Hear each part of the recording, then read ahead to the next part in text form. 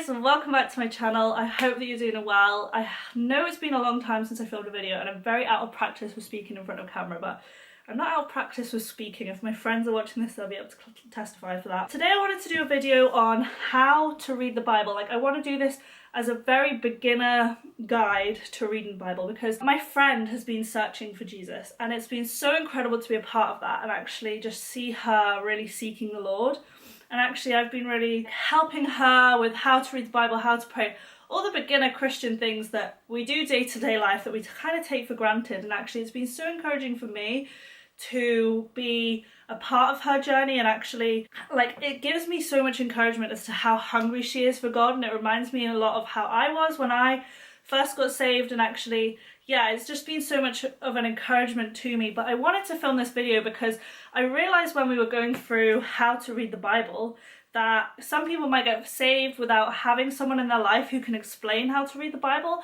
And the Bible is so important because it's the inspired word of God, and actually you can learn so much. And I think it's so important as a Christian to be diving into the word every day because it just aligns you with God and you can really hear from God, and it's basically your manual to life. So I wanted to film this video about how to read your Bible for beginner Christians. So that's what we're going to do today. We're going to get going and hopefully I'm not going to ramble too much. So the first thing I want to say is I think it's so important to get a good translation. Don't get a King James Bible as your first Bible. I would recommend NIV, NLT, CSB, and if you're really new to your faith, these might just be letters, but they're different translations. So the Bible is written in the original language. Obviously, they didn't, in Jesus' day, they didn't speak English. So the Bible is written in different languages. So it's written in Hebrew, Greek, and so we've had to translate it so that we can understand it, because I don't know about you, but I don't speak New Testament Greek yet. So we have to really we have to really be able to understand it ourselves, and actually that's why it's so important to be able to get a version that you can actually read. The King James Bible, it's great, but it's not the way we speak English today.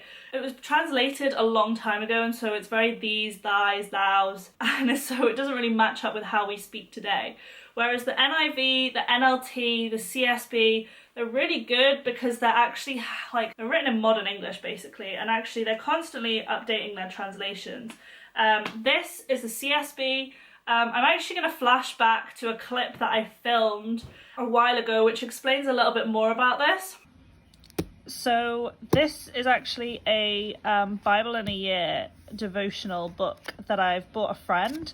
I've never actually done this one myself, but it's for women and it looks really good. I read the first one before I bought it for her, and it's basically got a devotional. It's got the daily readings, and then it's got a little bit where you can fill out gives you prompts. So what has this lesson taught you about your faith, and actions for the week, which seems really, really good. I bought this for my friend who's actually beginning her journey, who's actually seeking the Lord. So it seems like a really good one if you have someone like that, but it also seems like a really good one, which I would be intrigued to try this maybe next year, because it does go through the Bible in a year. The other thing I would recommend is that, I don't know, the OGs of this channel will actually know that this was actually the very first Bible that I had, but this is actually a brand new one that I've also bought for my friend. But I would recommend getting a Bible with a simple translation. Now this is the New International Version. The Bible that I'm currently reading is the Christian Standard Bible, and it's a really easy translation to read. It's a bit like the NIV, to be honest, but the one thing I would always recommend that you get is something with space down the side that you can write in. This one's pretty cool because it has Bible verse mapping stuff, and it also has coloring bits, but somewhere where you can write notes is really helpful. But I actually found my second Bible that I got didn't have a space for notes, and I actually really didn't find it as good.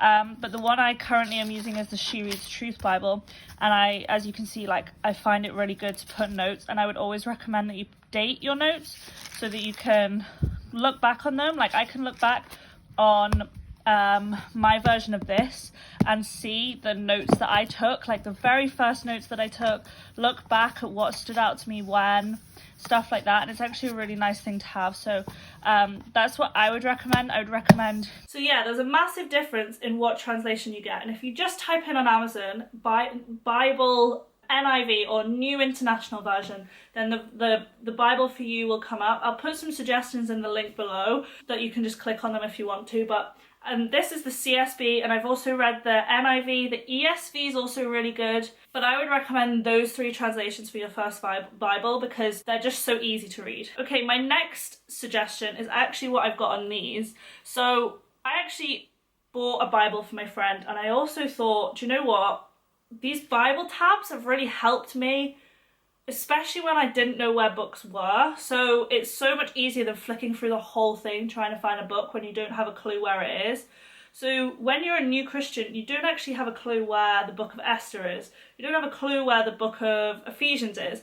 So it's actually really helpful to have these little tabs. Mine are a little bit well loved because of how much I've loved them. And these ones, I wouldn't recommend these ones because they're a bit flimsy and they don't hold very well when you use them a lot. But as you can see, it basically just, you put the tab on the book and then it's really easy to get to that book. So if I want to flip to Exodus, it's really easy to flip to that book. And so I would recommend as a new Christian to get Bible tabs. Again, I can link them below for you. Saves you trying to find them for yourself. But it's so important because it's just easier. My next bit of advice links to what I said in the last clip. Get a Bible which you can either have a notebook alongside or that you can write notes in the margin. This one has like a good gap in the margin, which actually, oh, is it going to focus?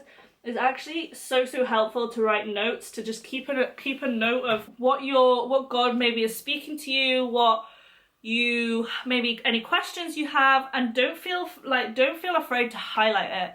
Yes, it's the word of God, but also it's great to study it and actually nitpick and highlight stuff that speaks out to you, or questions that you might have. Maybe you could have a different colour for any questions you might have. When I first started reading the Bible, I had a different colour for stuff that stood out to me than questions I might have. So pink was stuff that stood out to me and yellow was any questions I had. Then I can go and ask someone or look them up if I had questions. So as for reading the Bible, where do you start? It's such a big book full of little different things. Do you start in Genesis? Do you start in Gospels? Do you start in a letter? It's honestly up to you. Some people will say start in a Gospel. Some people say start in Genesis. Some people will say start in Romans or Ephesians or somewhere like that, or Proverbs even.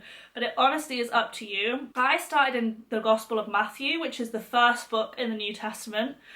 So flick to about the middle and then the first book there. But it's honestly up to you. I've heard some people say that you should start in Luke because it's maybe a little bit easier to read.